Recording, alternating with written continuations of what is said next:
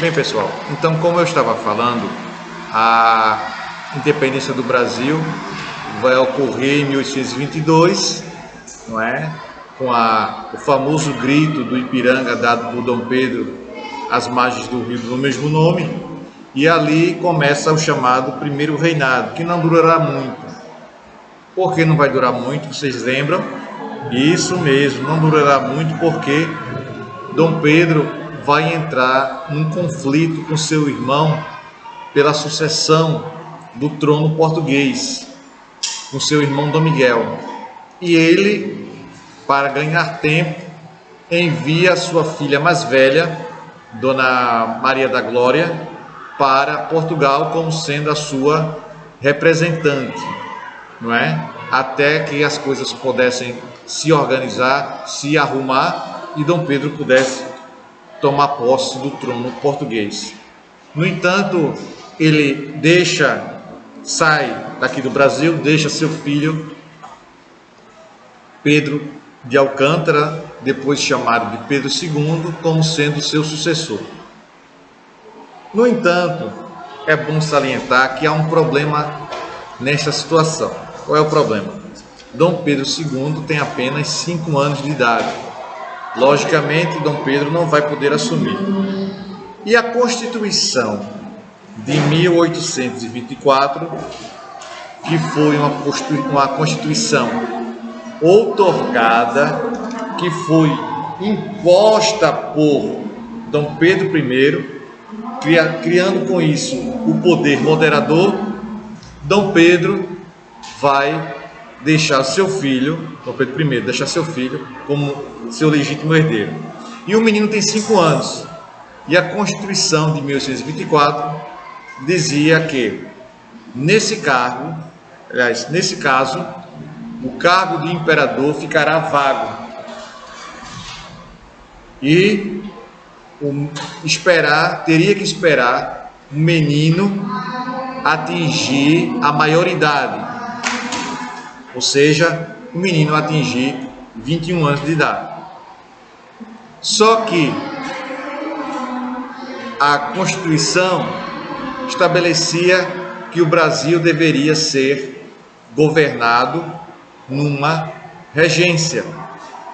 Regência regência, não é? Lembra aí da ideia de que é um regente maestro. É justamente esse termo.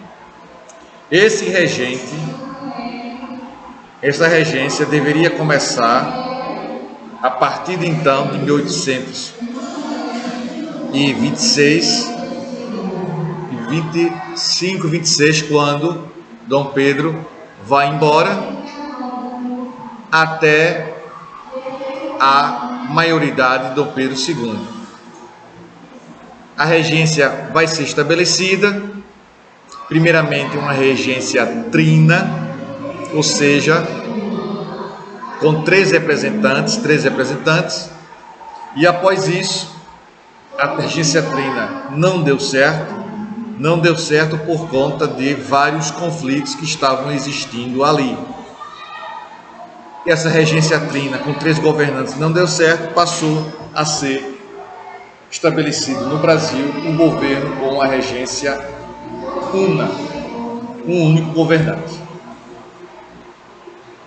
Temos na regência una dois nomes se destacam. 2 nomes são os mais representativos, regentes do Brasil no período em que estamos esperando Dom Pedro II atingir a maioridade. Quais são esses regentes? O padre Diogo Feijó e Araújo Lima. No entanto, esses 2 regentes não conseguiram trazer estabilidade para o país.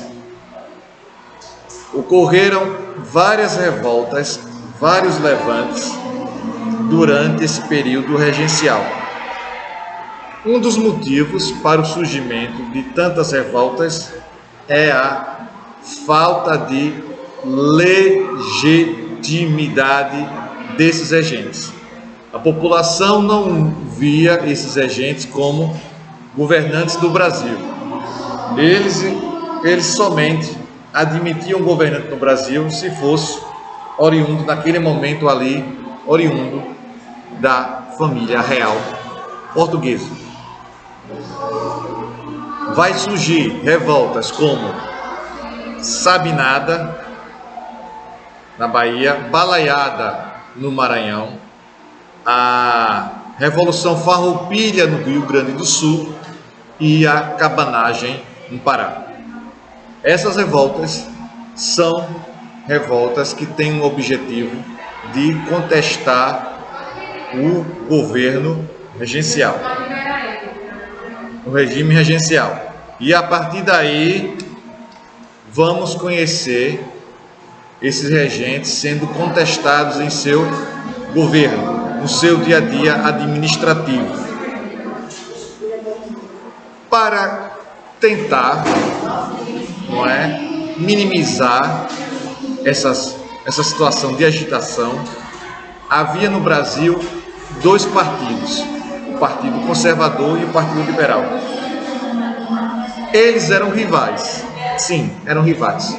No entanto, perceberam a necessidade, pelo menos uma necessidade momentânea, de união, de paz, de buscar a paz.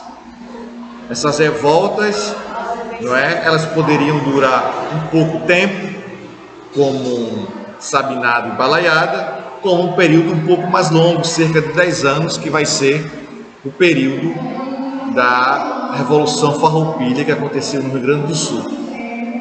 Pois bem, para tentar minimizar essas agitações, reduzir, colocar panos quentes, como a gente chama politicamente nessa situação, os dois partidos, o Partido Conservador e o Partido Liberal, se uniram e promoveram o chamado golpe da maioridade.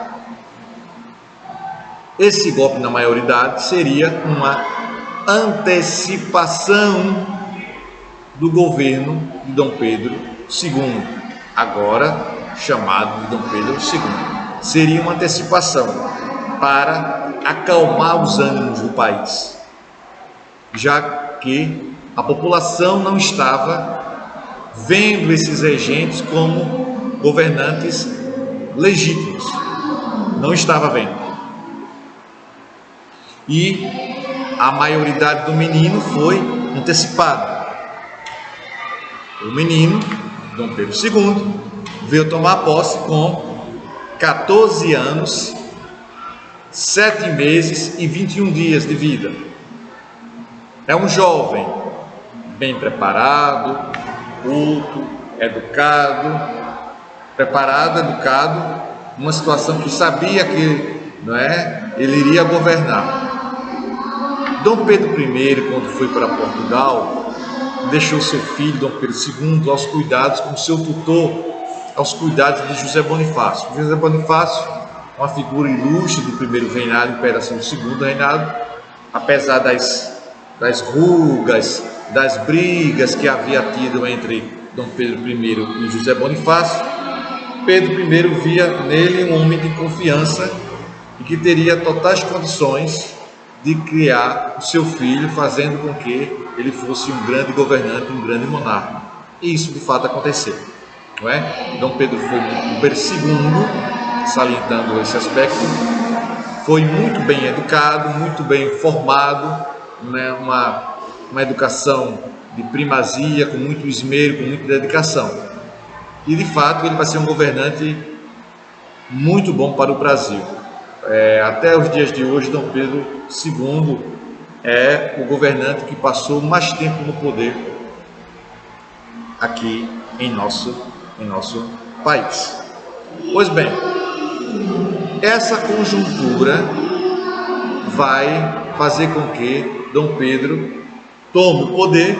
É bem verdade que nos primeiros anos ele é influenciado porque ainda não tem maturidade política para administrar um país como o Brasil, e já apresentava ali, naquele período, meados do século XIX, as suas complexidades, as suas dificuldades, E Dom Pedro vai pegar, como é que a gente poderia dizer, uma batata quente para descascar, um abacaxi para descascar, que era naquele momento, naquele período, governar o nosso país. Tá bom, nono ano? Beleza, tranquilo? Se cuidem, venham para a escola se assim achar necessário, se assim quiserem, para que possam, né, verificar aqui as medidas necessárias que a escola dinâmica está tomando, né, com o uso de álcool em gel, máscara, não é? Água, limpeza constante, distanciamento social. Tá bom? Muito obrigado, né? Um forte abraço e até a próxima. Tchau.